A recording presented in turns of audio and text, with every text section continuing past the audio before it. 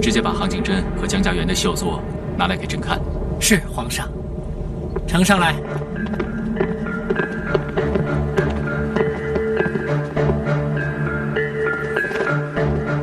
皇上，这是杭景真的。好，让他自己说。杭景真，启禀圣上，民女所作，乃绣法中之穿罗绣，绣的是唐乐舞。民女认为，中国上溯千年，自周至大明以前，为汉唐盛世，所以民女选择唐乐舞的主题，来表现大明盛世之国泰民安。好，用心良苦，说得很好。白长喜，把江家园的作品呈上来给朕看看。是皇上。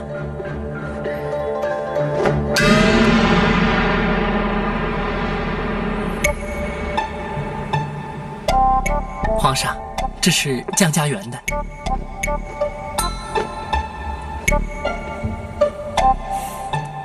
江家园，你这绣的是什么意思？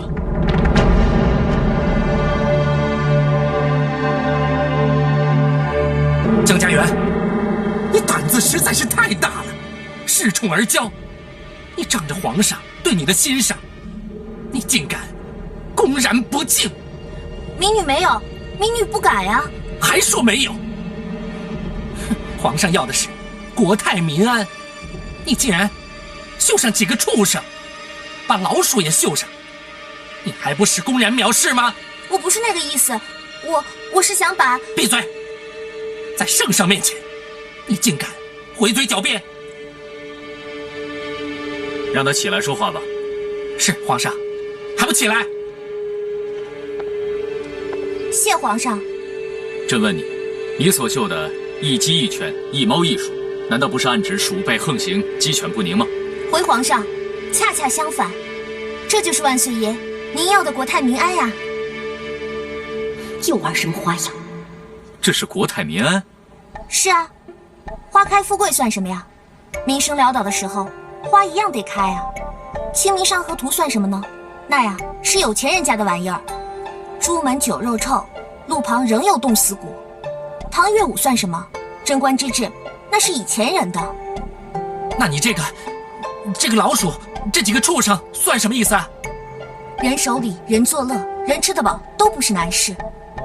民女认为，真正的太平盛世，国泰民安，那得舒服到畜生都祥和了，鸡犬交好，饱足到天敌如猫鼠都亲如一家。简单的说啊，就是好到连猫都不抓耗子了。那上面绣的就是啊。这个就是真正的国泰民安，六畜兴旺了。要不怎么会有宁做太平犬，不为乱世人这句古话呢？说得好啊！民生富贵，就连猫都不抓耗子了。说得好！说得好啊！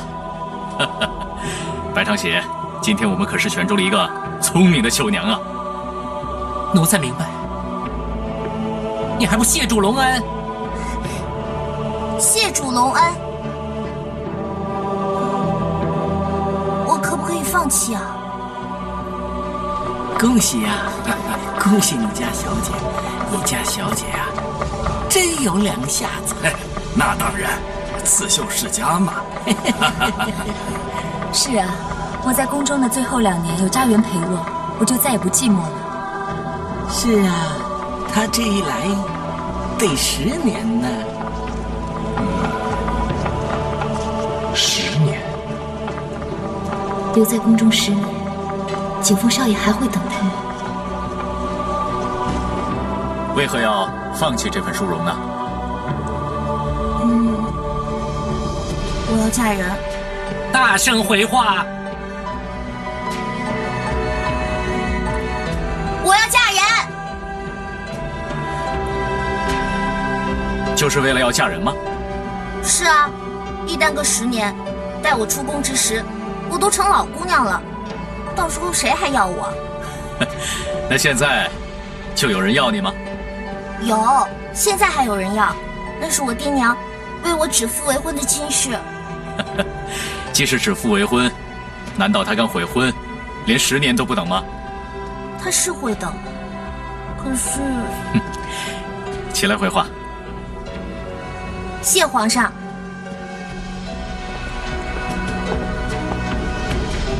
估计啊，他是会等，可是我等不及了，我想早点嫁给他。有这么恨嫁的女孩子吗？姑娘家的也不知道害臊。我不害臊，我就想早点嫁给他，请皇上成全。好，成全你，成全你。来，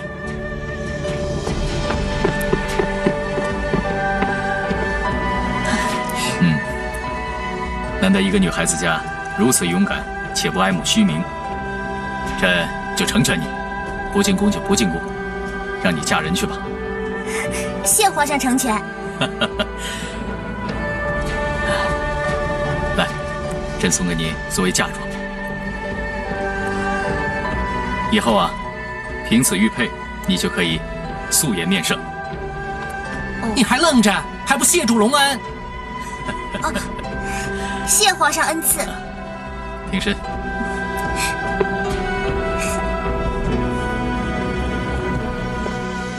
哎呦，哎呦，我的小祖宗，小祖宗，这是皇上赏赐的东西，你怎么能如此轻慢啊？哎呦，现在是我的啦！哎呦，你正经一点行不行啊？别再惹祸了。不就是块玉佩吗？找找啊，咱们苏州老街上一定有。这可不是普通的玉佩啊，这是万岁爷赏给你的。当时还说了，凭此玉佩可素颜面圣呢。哎，姑姑，这素颜就是不洗脸的意思吗？这不洗脸有什么了不起的？我就经常懒得洗脸啊。真不懂规矩。姑姑，以后啊，谁也不许说我不懂规矩。我可是考过了皇上设的规矩那一关。那是，哎，但是你知不知道啊？得此玉佩，那是多大的恩宠啊！这后宫6院里，有几个贵妃娘娘能被恩准素颜面圣的？哪个见皇上之前，不都得去熏香沐浴，整肃仪容的？这有什么了不起的？我不觉得呀。哎呀，你说你这孩子，怎么一天到晚就知道疯疯癫癫的？你这样下去怎么行啊？还当着大庭广众之下说自己为了成婚不进宫，这万一要是传出去啊，还不让人笑掉大牙啊！我是想嫁人啊。你怕什么？杭景峰那吃小子，让他等你一辈子他都等。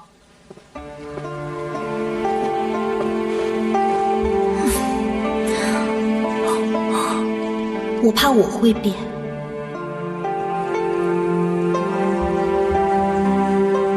第2轮比赛开始。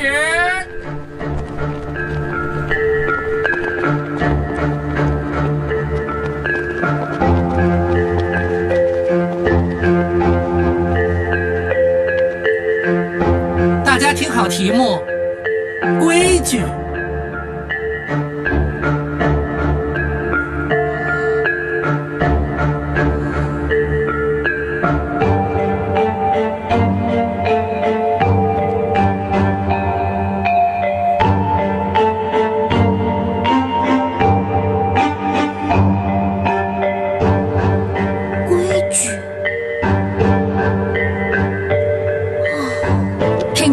规矩的人是有规矩。哎呀，姑奶奶，你说这叫什么题目啊？这规矩，这规矩要怎么绣啊？就算老爷来了，他也绣不出来规矩啊。我只听人家说过要守规矩、懂规矩，这怎么绣规矩啊？所以说呀，根本就没有人能绣出规矩来。这规矩啊，只有万岁爷自个儿知道。哎呦！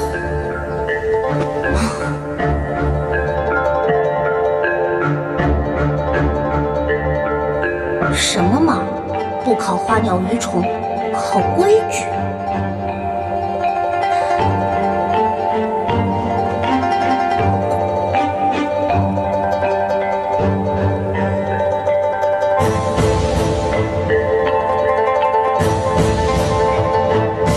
家园，请遵守考场的规矩。万岁爷都没吭气儿呢，哪轮得到你来教我规矩啊？止步，不得无礼。哎，白长喜，不要吓着孩子。是皇上。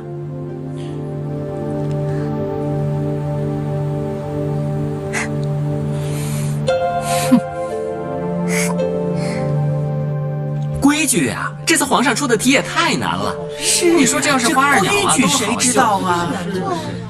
也罢，竟出这种考题，输了也不丢人。你怎么就认为家园一定会输啊？嗨，这第一关让他过了，那是蒙的。我说这回他肯定不能过。我说不丢人，那是因为他出的是这种考题。哎，人家也不知道，小姐根本连针都不会拿。反正我相信他一定能过关的。哎呦，哼，小兄弟啊，看看，你说这种话都心虚。哎呀，明天就可以回家了。老东乡，看看还有什么好吃的啊，给我弄点。明天我就回去了。啊，行行，我给你备去，我这就给你备去啊，你等着啊。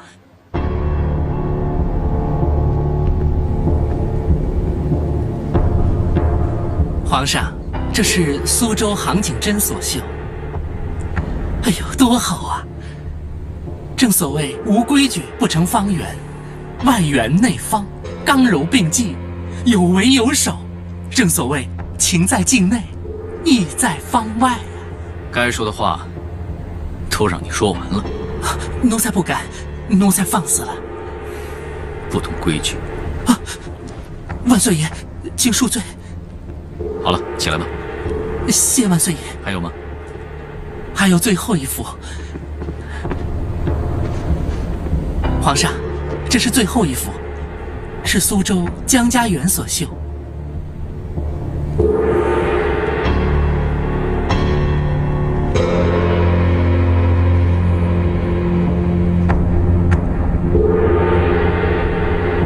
江家园，民女在。你这是什么意思？让你绣规矩，你为何绣字呢？回皇上，民女啊，本想绣皇上圣像，但恐大不敬诋毁龙颜，于是绣字。那何以绣皇上二字呢？普天之下，莫非黄土；率土之滨，莫非王臣。民女以为啊，这规矩是人立的，但朗朗乾坤，谁人能立规矩呢？唯圣人耳。又天下圣贤之人，为谁所用？为皇帝耳。圣主贤君如万岁爷，以身为本，立下典范，德行如草上风，风行草偃，臣民幸福。这样便是可以流传千古的规矩。好，就说你说的好。皇上说的就是规矩。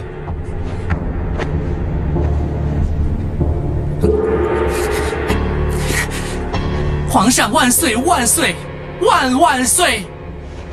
皇上万岁万岁万万岁！就属你说的好啊！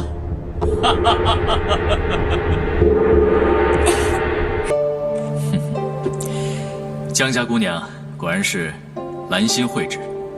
来，你看看这两个字，字体工整，气势恢宏，而又言简意赅，完全表达了规矩的含义。怎么，你不以为然吗？奴才不敢。别说不敢，让你说你就说。是皇上。奴才认为，这江家园的确是机灵聪明，善解人意，但刺绣得论真下功夫啊。哈，据奴才所知，论真下功夫，在这些绣娘里面，当属杭景真呐。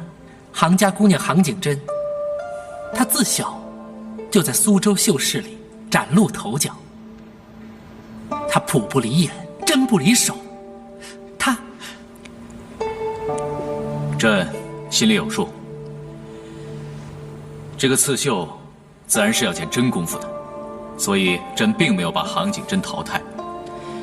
他那圆中带方的解释规矩，也属佳作。明天就看看他们交上来的成绩，谁能入选绣娘，明日自当见分晓。皇上英明，识人适用，奴才不及呀。再过2年，我也可以告老还乡了。是啊，也该舒舒服服的过几年开心日子了。嗨，也就是粗茶淡饭，咱们呢，可不能跟白公公比呀。他是皇上面前的红人儿，现在呀，在外地置办家产啦。听说啊，连老婆都娶了好几房啦。老婆？嗯，哎，他也能讨老婆吗？这不是作孽糟蹋人吗？哎，买了人家黄花闺女，在家过干瘾，这叫生不如死啊！我们呢，可做不出这种事来。哎，你怎么跑出来了？紫禁城是有宵禁的，你不知道吗？那你们怎么不管宵禁啊？还几个人在这喝小酒？有什么好吃的？哎，回来！我们是男人，知道吗？男人。哼，我看啊，除了你和老江父之外，其他那些……行了行了，我可不想半夜3更的听你在这瞎掰啊！说干嘛来了？哎，别告诉我你是肚子又饿了。子时刚过的时候，御膳房刚给你们送过夜宵。我睡不着。睡不着你就绣啊！皇上不是已经给你们出题目了吗？就是绣不出来，我才睡不着的。哟，你不是挺能干的吗？连过2关，简直就是秀才。还有你绣不出来的？你别以为我听不出你在讽刺我啊！哎呀，算了算了，绣不出来就绣不出来吧，反正你又不是真正会绣的人。再说了，你又没有想过要留下来，绣不出来不正好吗？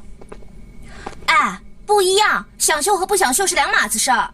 你这人怎么一点荣誉感都没有啊？我现在啊，那可是众望所归、最被看好的呢，总不能让人家知道我是真的不会绣，多丢人啊！国泰民安，怎么绣才能国泰民安呢？哎呀，你就再绣上皇上2字，这皇上万岁，准能国泰民安，一通百通，谁敢反对啊？哎呀，我这都快急死了，你还气我？我说的是真的。不行，一招把式不能耍2遍，万一惹恼了皇上，判我个欺君之罪，我不就完了？是啊。怎么办？哎，你先别着急，哎，咱们坐下来慢慢想啊。国泰民安，国泰民安。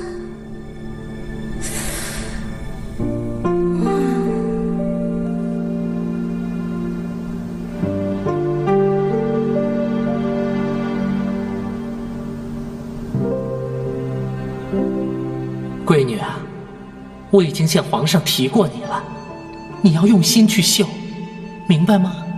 谢谢公公，我明白了，这一次我一定会赢，我一定会赢的。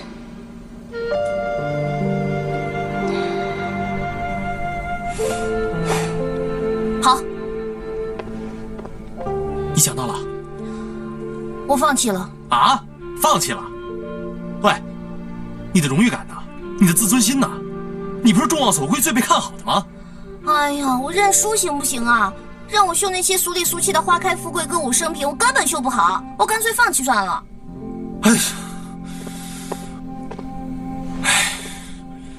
哎，这认输也是需要勇气的。我爹罚我练字的时候，我写过的，什么大智若愚，大勇若怯。我若怯，我怕了，行不行？这可也是一种大勇呢。我可是很勇敢的。哼。